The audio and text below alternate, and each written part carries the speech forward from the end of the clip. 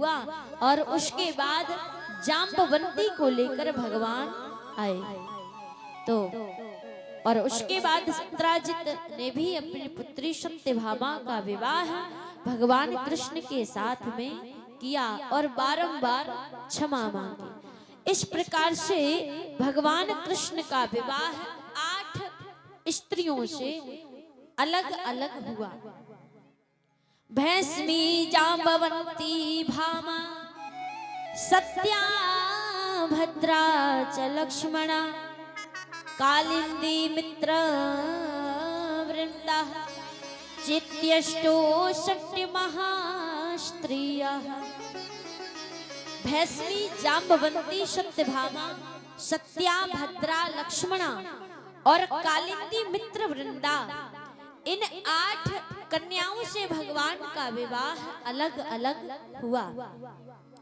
उसी समय एक भौमासुर नामक दैत्य था। उस दैत्य ने नाग किन्नर देवता ऋषियों की कन्याओं को हरण कर करके 16,100 कन्याओं को अपने कारागृह में बंद करके रखा। 16,100 कन्याओं। तो उन कन्याओं ने बार बार भगवान से प्रार्थना की, या तो हम अपनी आत्महत्या कर लेंगे या तो कन्हैया आकर हमें दर्शन दे या हमें अपनी शरण में ले। तो भगवान गरुड़ पर बैठ करके गए और उन 16,100 कन्याओं का वरण भगवान ने किया। इस प्रकार से भगवान के 16,108 विवाह हुए। बोली श्री राधा रमण बिहारी लाल की जय, राधा गोविंद भगवान की जय। इस प्रकार से अन्य अन्य कथाओं का रसपान कराया। अब श्री सुखदेव जी महाराज एक बड़ी सुंदर कथा का रसपान कराने जा रहे हैं। तो भगवान बड़े आनंद के साथ अपने अंतःपुर में रहते हैं, लेकिन बार बार सुखदेव जी दीन बंधु दया सागर करुणा निधान दया निधान भगवान, जिनकी महिमा का पार कोई नहीं पा सकता, ऐसे प्रभु को बार बार आप दीन बंधु कहते हैं। तो क्या वास्तव में भगवान ने कभी दीन पर कृपा की है क्या? ये कथा अगर किसी दीन पर उन्होंने कृपा की तो आप हमें रसपान कराएं। तो परीक्षित जी महाराज को आज एक ऐसे भक्त की, ऐसे सुंदर भक्त की कथा का रसपान कराने जा रहे सुखदेव जी महाराज। हे राजन, कृष्णस्यासीत सखा कश्चित् ब्राह्मणो ब्रह्मविद्मः विरक्तीन्द्रियार्थेषु प्रशांतात्मा जितेन्द्रियः। अब यहाँ पर ध्यान से सुनना, भगवान सुखदेव जी क्या कहते हैं? कृष्णस्यासीत सखा, यानी कि जो मैं कथा सुना रहा हूं ये किसी साधारण व्यक्ति की नहीं है। किसकी कथा? कृष्णस्यासीत सखा। अरे मैं कोई ऐसे वैसे की कथा नहीं सुना रहा हूं, जिसकी मैं ये कथा सुना रहा हूं वो कोई साधारण मानव नहीं है। क्यों? अगर यहाँ पर कहते कि मैं सुदामा जी के मित्र की कथा सुना रहा हूं तो शायद ये कथा हम कभी सुनते नहीं। मान लिया जाए आप में से कोई एक भी मुख्यमंत्री जी के साथ केवल धोखे धंधे से अगर फोटो खिंच जाए तो फिर अपने फोटो को इतना वायरल करते, इतना वायरल। अरे हम ऐसे वैसे थोड़ी, देव मुख्यमंत्री के बगल में खड़े हैं, सीएम के बगल में खड़े। तो बोले महाराज, जब हम केवल किसी के साथ झूठ मूठ की पिक्चर अगर कोई फोटो भी खींच लेते हैं तो अपने आप को बड़ा मानने लगते हैं, ऐसा वैसा नहीं मानते। तो फिर महाराज ये किसी साधारण की कथा नहीं, बल्कि कृष्णस्यासीत सखा, भगवान कृष्ण के सखा की कथा सुना रहा हूं, भगवान कृष्ण के मित्र की कथा सुना रहा हूं। ब्राह्मणो ब्रह्मविद्मः, और कोई साधारण नहीं। विरक्तेन्द्रियार्थेषु प्रशांतात्मः जितेन्द्रियः। जो ऐसी गरीबी परिस्थिति में भी विरक्त कौन है? जो इस संसार में रहकर भी संसार से अलग हो। जैसे कमल पानी में रहता है लेकिन पानी का प्रभाव कभी कमल पर नहीं पड़ता, एक बूंद नहीं टिकती, वैसे ही इस संसार में रहते अवश्य हैं, परंतु इस संसार का कोई भी असर, कोई भी प्रभाव उनकी भावना पर, उनके जीवन पर नहीं पड़ता है। ऐसे श्री सुदामा जी महाराज, जिनकी पत्नी का नाम है सुशीला, एक दिन महाराज उनके घर में एक ब्राह्मण आए, भिक्षाम देहि भिक्षाम देहि। तो सुशीला बाहर आई, अरे महाराज, जिसके घर में साक्षात दरिद्रता का वास हो वहां पर दान देने के लिए क्या मिल सकता। तो उस संत को बड़ा बुरा लगा और संत ने कहा, महाराज, अरे आपके स्वामी कोई साधारण नहीं है, आपके स्वामी तो स्वयं साक्षात इस संसार के जो जगत पिता हैं, भगवान गोविंद के परम सखा हैं, मित्र हैं। लेकिन सुशीला को ये बात पता नहीं थी। जब सुशीला को उस संत के द्वारा पता चला तो सुशीला ने अपने पति से कहा, स्वामी, आज एक संत आए और उन्होंने मुझे बताया कि आपके मित्र कोई साधारण नहीं बल्कि स्वयं साक्षात भगवान द्वारिकाधीश है। इसीलिए मैं चाहती हूँ कि आप उनके पास जाएंगे तो कुछ ना कुछ तो हमारा भरण पोषण करने के लिए कुछ दान अवश्य देंगे। आपकी ये स्थिति को देखकर वो वास्तव में कुछ ना कुछ आपको प्रदान करेंगे। तो सुदामा जी ने कहा, अरे सुशीला,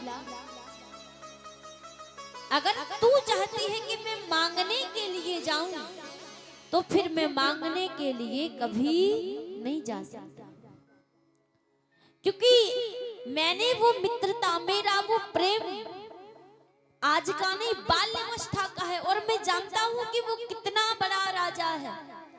लेकिन अगर तू ये कहे कि मैं मांगने जाऊं तो मैं ऐसी 100 जन्म व्यतीत कर सकता हूं, लेकिन कृष्ण के पास कभी मांगने नहीं जाऊंगा।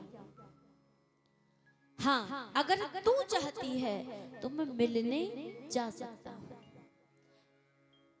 सुशीला को दरिद्री क्यों कहा और सुदामा जी महाराज को ब्राह्मण क्यों कहा? दरिद्री कौन है? जिसके जीवन में संतोष रूपी धन नहीं है, वो अरबों की संपत्ति का राजा बना रहे परंतु वो कभी अमीर नहीं हो सकता, क्योंकि उसके पास संतोष जीवन में नहीं है।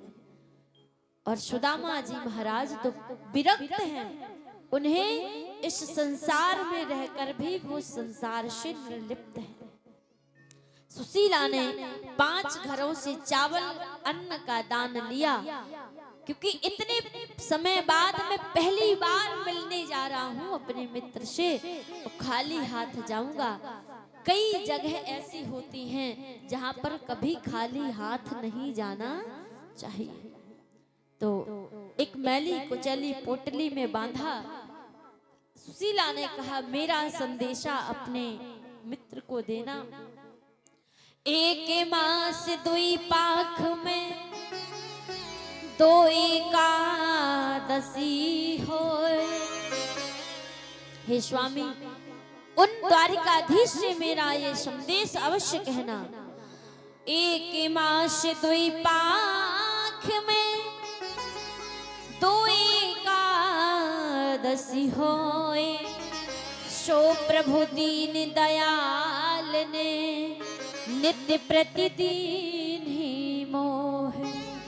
सो प्रभु दीन दयाल ने नित्य प्रतिदिन ही मोह। ये खबर आप जाकर मेरी उन द्वारकाधीश से कहना और उस पोटली को, मैली कुचैली पोटली को लेकर के अपने बगल में दबाया, हाथ में एक छड़ी ली और लेकर के द्वारिकाधीश भगवान से मिलने के लिए सुदामा जी जाने लगे। लेकिन जा तो रहा, ना कोई पता, ना कोई ठिकाना, ना कोई उनका परिचय, किस गली में रहते, किस मोहल्ले में, किस शहर में, किस मकान में, कुछ पता नहीं, क्या जाकर पूछूंगा। परंतु एक भरोसा है, एक विश्वास है, बिन विश्वास भगत नहीं, तेहि बिन द्रवहि नाराम। बिना विश्वास के कभी भक्ति नहीं होती। मुझे विश्वास है कि मेरे गोविंद मुझ पर कृपा अवश्य करेंगे। ये प्रार्थना दिल की बेकार नहीं होगी। हे हरि, मैं नहीं जानता तुम्हारा घर धाम पता, कुछ नहीं जानता, पर मैं आ रहा हूँ। हे गोविंद, मुझे अपनी शरण में ले लो। ये प्रार्थना दिल की बेकार नहीं होगी। ये प्रार्थना दिल की बेकार नहीं होगी। पूरा है भरोसा, मेरी हार नहीं होगी। सांवरे जब तू मेरे साथ है, सांवरे पर तेरा हाथ है।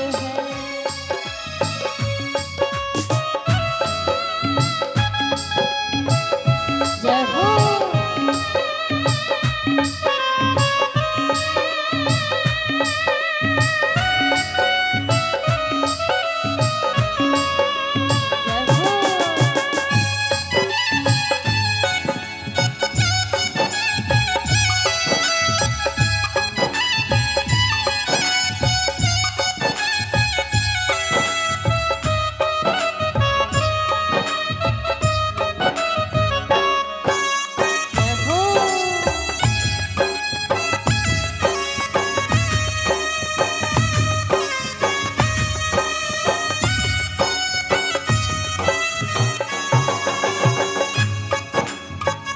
और हे कन्हैया, विश्वास से ही आप जितने भक्तों को मिले, विश्वास से ही मिले।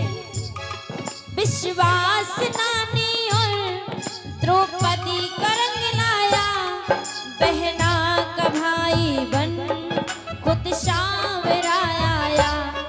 बहना का भाई बन खुद सांवरा आया। इज्जत जमाने में शर्मसार नहीं होती। इज्जत जमाने में शर्मसार नहीं होती। पूरा है भरोसा, मेरी हार नहीं होगी। सांवरे जब तू मेरे साथ है, सांवरे सर पर तेरा हाथ है। सांवरे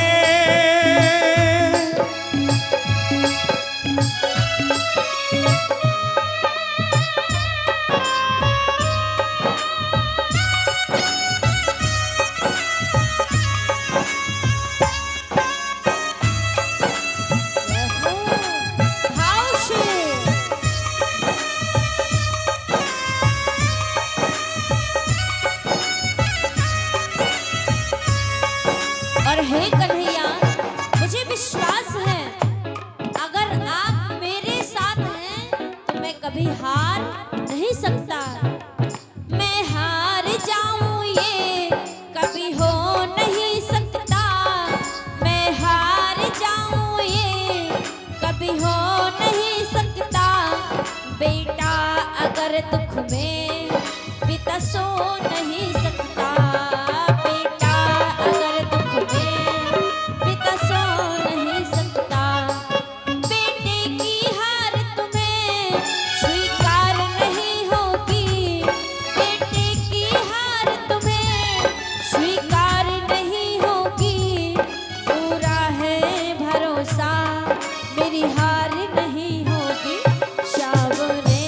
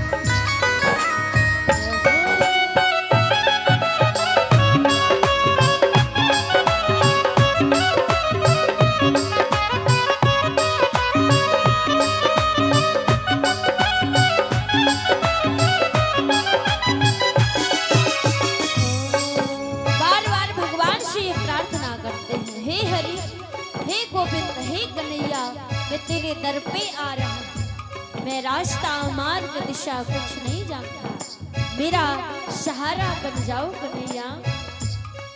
ये प्रार्थना दिल की बेकार नहीं होगी, ये प्रार्थना दिल की बेकार नहीं होगी। पूरा है भरोसा, मेरी हार नहीं होगी। सावरे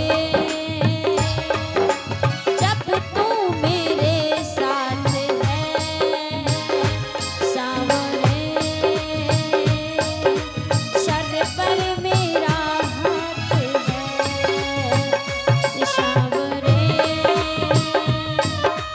जब तू मेरे साथ है, सावरे सिर पर तेरा हाथ है, सिर पर तेरा हाथ है, सिर पर तेरा हाथ है। बोलिए द्वारिकाधीश भगवान की। अब चलते चलते सुदामा जी एक बड़ी घना वृक्षों का एक जंगल था, तो थक गए। 3 दिना चले विप्र के दुख न लागे पाए। देखो वृक्ष की छांव में सोई गयो पाए पसार। तो जैसे ही सो गए, कन्हैया ने अपनी माया के द्वारा द्वारिका के वनों में सुला दिया। जैसे नेत्र खुले तो पूछा, भैया ये कौन सा गांव है? द्वारिका वालों ने बताया, भैया ये तो द्वारिका है। अरे ये द्वारिका है तो यहाँ हमारे कन्हैया रहते। तो बोले महाराज यहाँ पर कन्हैया तो कोई नहीं। अरे उसका नाम तो कृष्णचंद्र है। अरे हमारे द्वारिकाधीश महाराज। बोले महाराज उनका नाम केवल कृष्णचंद्र नहीं, अनंत श्री समलंकृत छत्रपति राजमूर्ति धर्म चक्रवर्ती सर्वेश्वर सर्व स्वतंत्र गौ विप्र पालक श्री द्वारकाधीश महाराजाधिराज भगवान कृष्णचंद्र। इतना बड़ा नाम। बोले महाराज जो कोई भी हो हमें उनके पास तक कर दो। जैसे ही सुदामा जी गए तो ऐसी दीन दशा को देखकर सारे द्वारिका वाले हंसने लगे। और मुख्य द्वार पर श्री सुदामा जी महाराज जब पहुंचे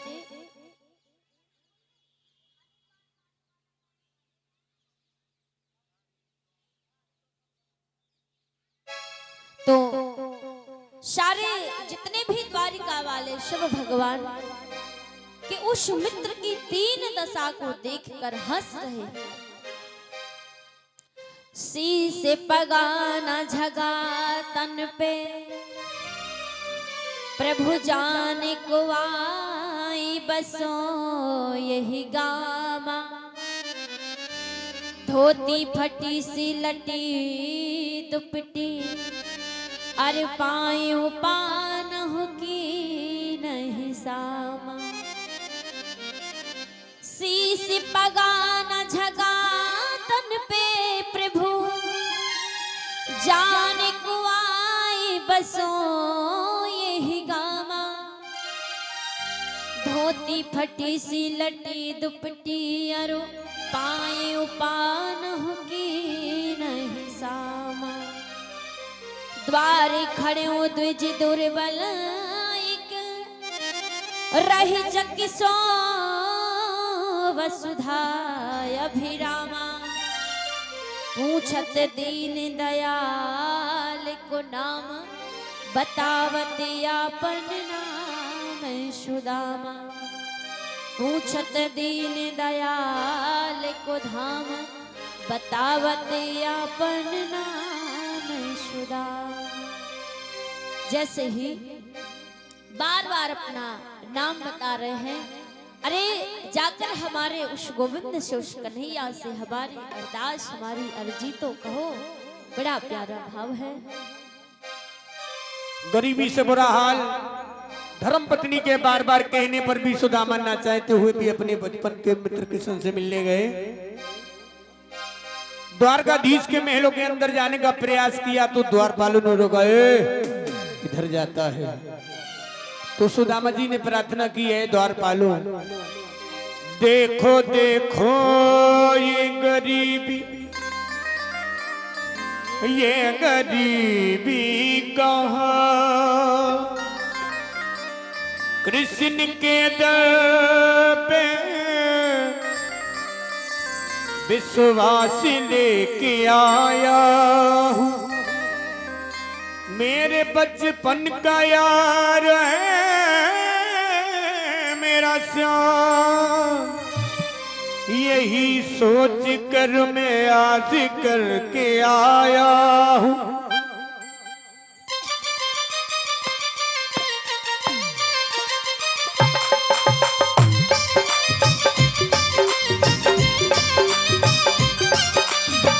हरिद्वार पालो कन्हैया से कह दो, हरिद्वार पालो कन्हैया से कह दो, इधर पे सुदामा गरीब आ गया है। हाँ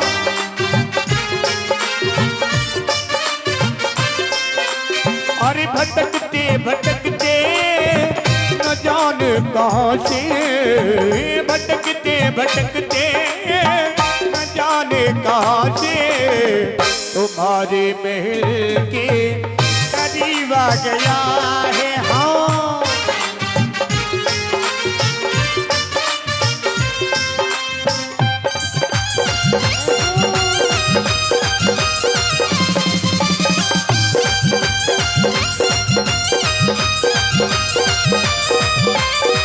नसर पे है पगड़ी, नतन पे है जामा, बता दो कन्हैया को नाम है सुदामा हो।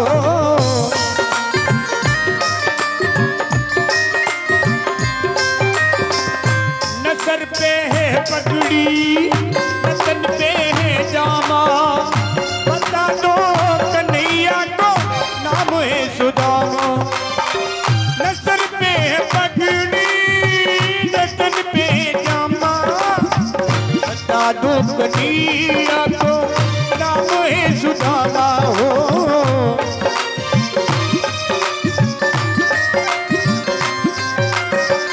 एक बार जाके मोहन से कह दो, तुम एक बार जाके मोहन से कह दो,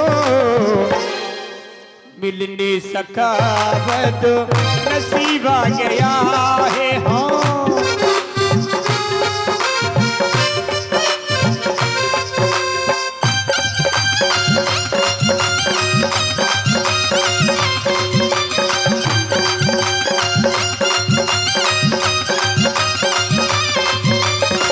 ये सुनते ही दौड़े चले आए मोहन, लगाया गले से सुदामा को मोहन।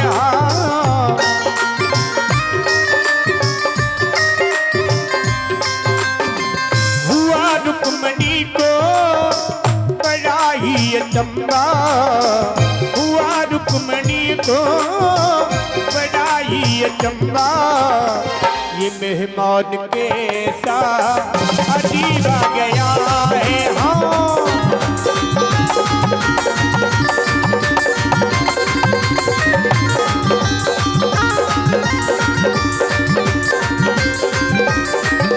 बता मेरे यार सुदामा रे, भाई बड़ी दिनों में आया,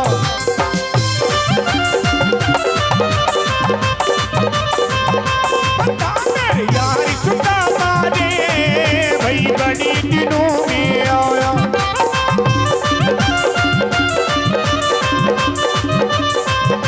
बता मेरे यार सुदामा रे, भाई बड़ी दिनों में आया।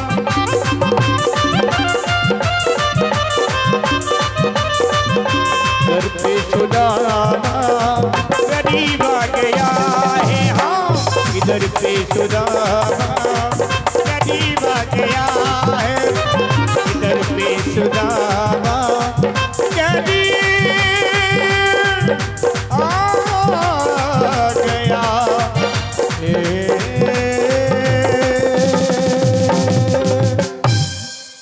बोले सुदामा जी महाराज की जय हो। श्री द्वारिकाधीश भगवान की।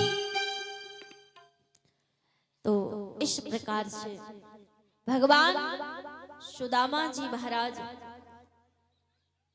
के लिए कन्हैया इतना रोए, आज इतने रोए प्रभु उस सुदामा जी को देखकर, ऐसी गरीबी की हालत में देखकर।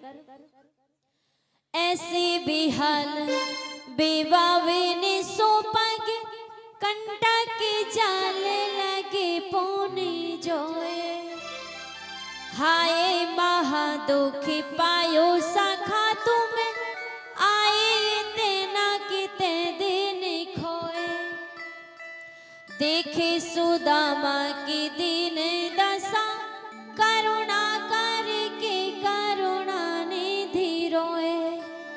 पानी परत कुछ यो नहीं नैनन के जल सो पागी धोए।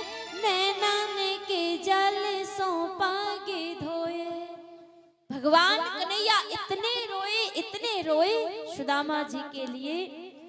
कांटों में, पैरों में बड़े बड़े कांटे चुभ गए, पैर रक्त रंजित हो गए। उन रक्त रंजित पांव को देखकर, पैरों में जूती नहीं, सर पे पगड़ी नहीं, ऊपर से सूर्य भगवान का ताप, नीचे से धरती माँ की गर्मी में कैसे सुदामा आए। हे मित्र, इतने दिन कहाँ रहे, कहाँ समय बिताते रहे, अभी तक कभी मुझे याद नहीं किया।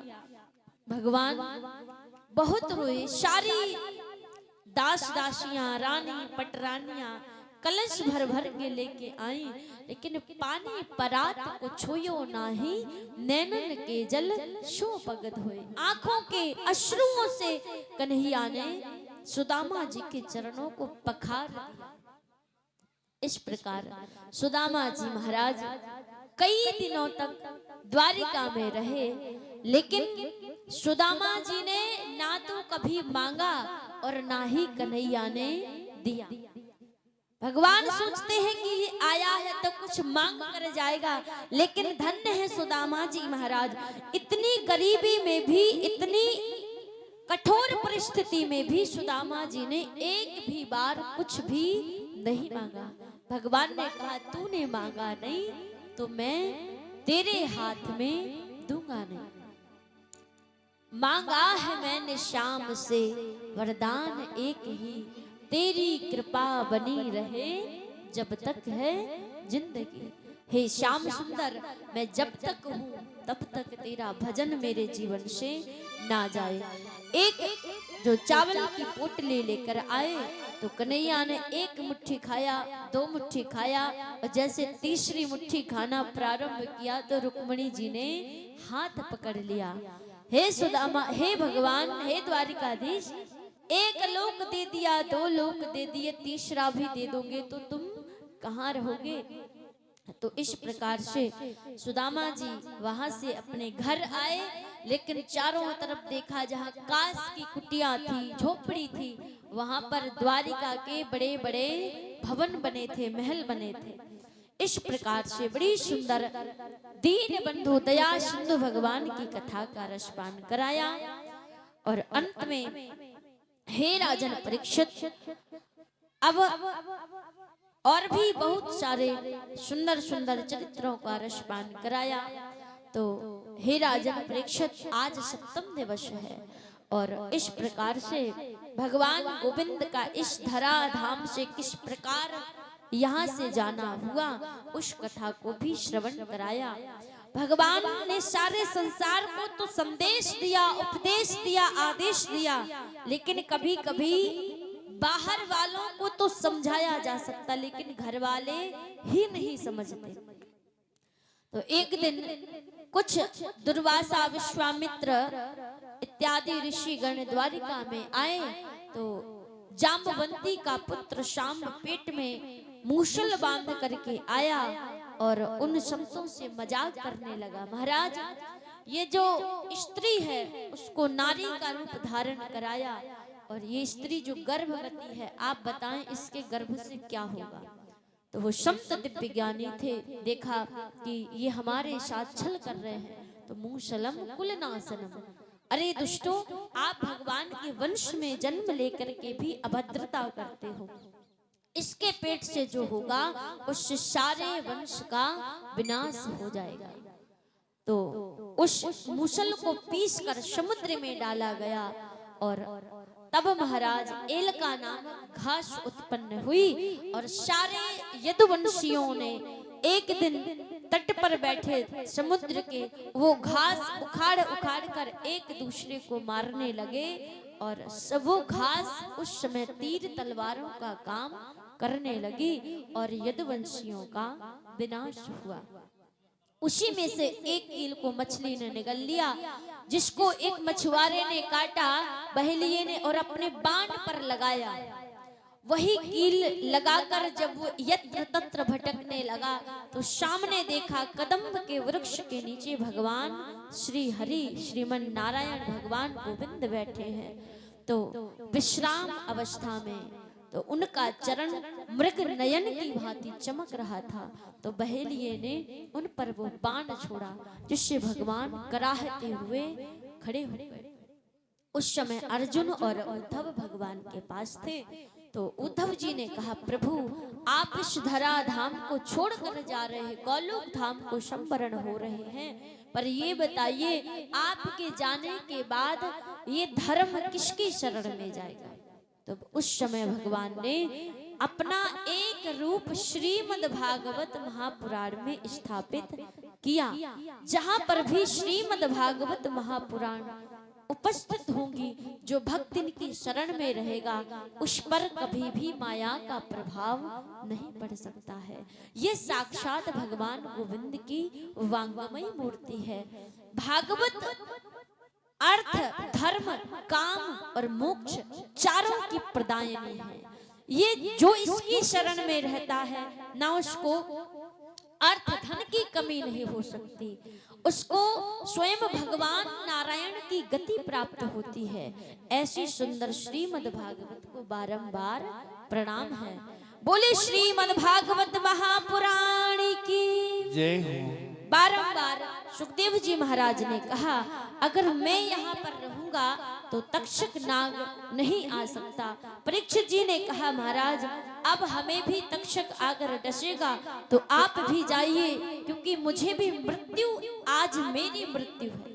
तो सुखदेव जी ने समझाया कि हे राजन, तुमने 7 दिन की कथा को श्रवण कर लिया और अब भी कहते हो कि आपकी मृत्यु है, क्योंकि आप कभी किसी भी काल में किसी भी युग में मर नहीं सकते, इसीलिए आप अजर हैं, अमर हैं। ये शरीर नाशवान है, अतः आप कभी किसी भी युग में आपकी ये आत्मा, क्योंकि परीक्षित जी महाराज ना होते तो आज श्रीमद् भागवत कथा हम आप सभी इतने भाव से सुन नहीं रहे होते। ऐसी सुंदर श्रीमद् भागवत कथा का रसपान करा के श्री सुखदेव जी महाराज वहां से प्रस्थान किए। आइए बस 2 शब्द सुखदेव जी के लिए। बोले श्रीमद् भागवत महापुराण की, वृंदावन बिहारी लाल की। हर की कथा सुनाने वाले हो, प्रभु की कथा सुनाने वाले, तुमको लाखों प्रणाम, तुमको लाखों प्रणाम, तुमको लाखों प्रणाम, तुमको लाखों प्रणाम। हर की कथा सुनाने वाले, प्रभु की कथा सुनाने वाले, तुमको लाखों प्रणाम, तुमको लाखों प्रणाम, तुमको लाखों प्रणाम। सभी गाएंगे भाव से।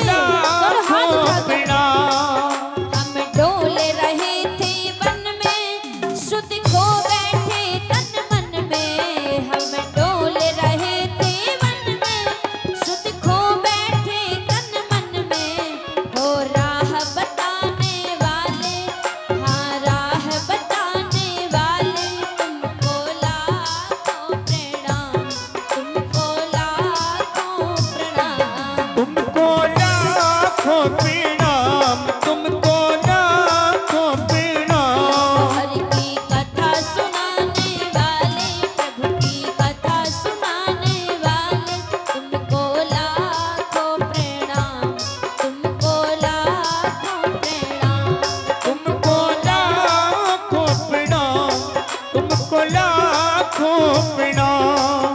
हम लेकर विष का प्याला जा रहे थे यम के गाला। हम लेकर विष का प्याला जा रहे थे यम के गाला।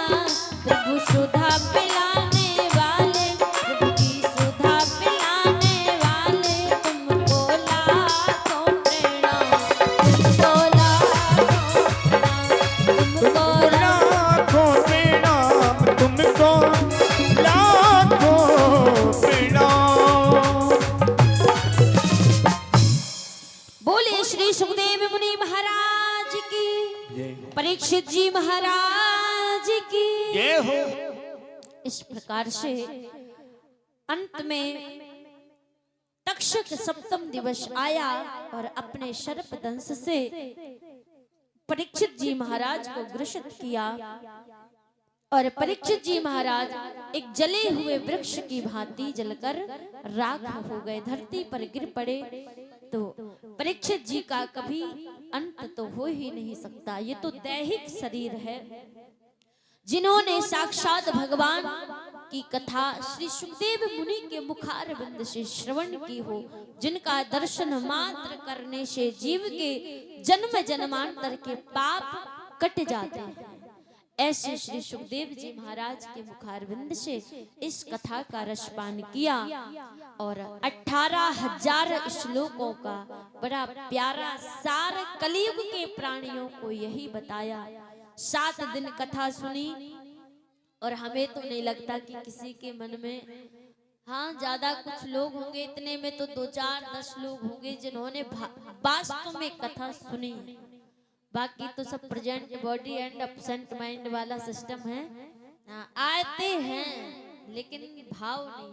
देखिए जब श्रोता का भाव होता वो अलग पता चल जाता है। आप जब बड़ी श्रद्धा से, ध्यान से, तन्मयता से कथा सुनते हैं, सुनाने वाले को भी बड़ा आनंद आता है। और बराबर 7 दिन से बताते रहे कि बैठना कैसे चाहिए, लेकिन बैठना भी नहीं सीख पाए।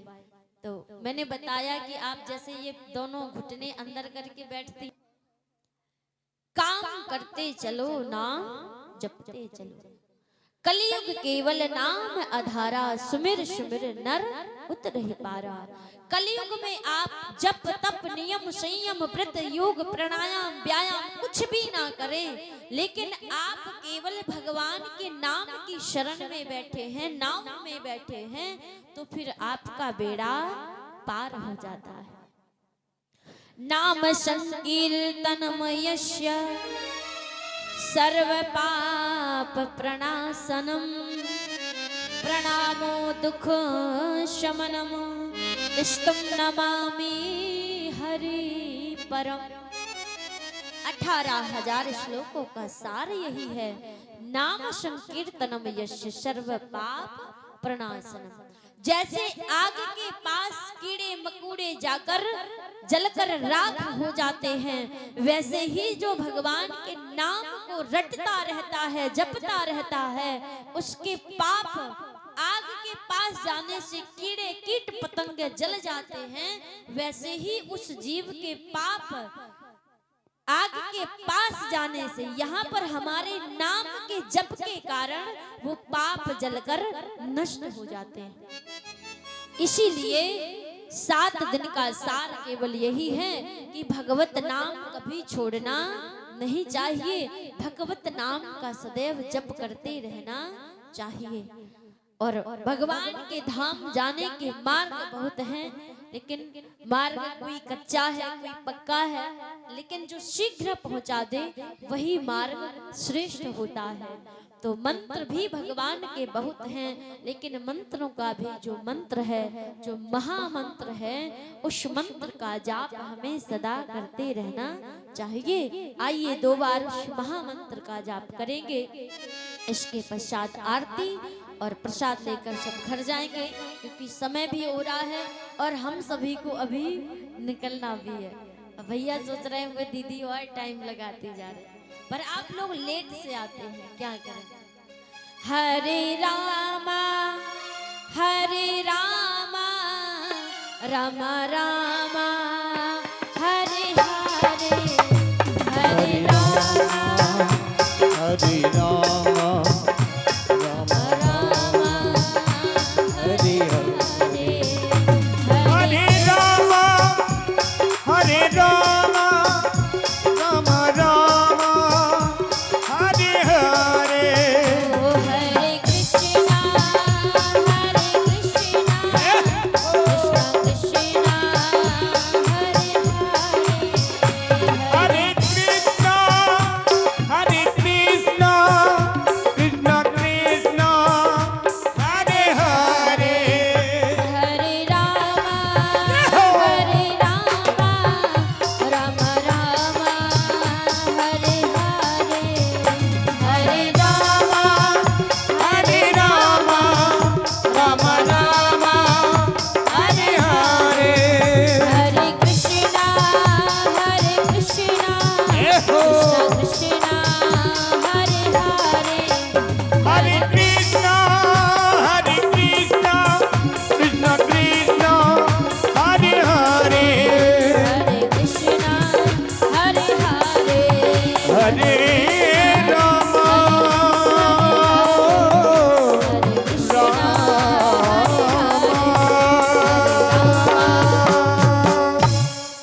बोले श्री वृंदावन बिहारी लाल की जय श्रीमद् भागवत महापुराण की श्री राधा गोविंद भगवान की परीक्षित जी महाराज की वेद व्यास जी महाराज की श्री सुखदेव मुनि महाराज की दोनों हाथ उठाकर जोरदार जयकारा लगाएंगे। बोले श्री हनुमान जी महाराज की वृंदावन बिहारी लाल की संत समाज की भक्त भगवान की जय जय श्री राधे। और आइए आज सप्तम दिवस है और 7 दिन से हम और आप सभी लोग बड़े भाव से कथा का रसपान कर रहे हैं।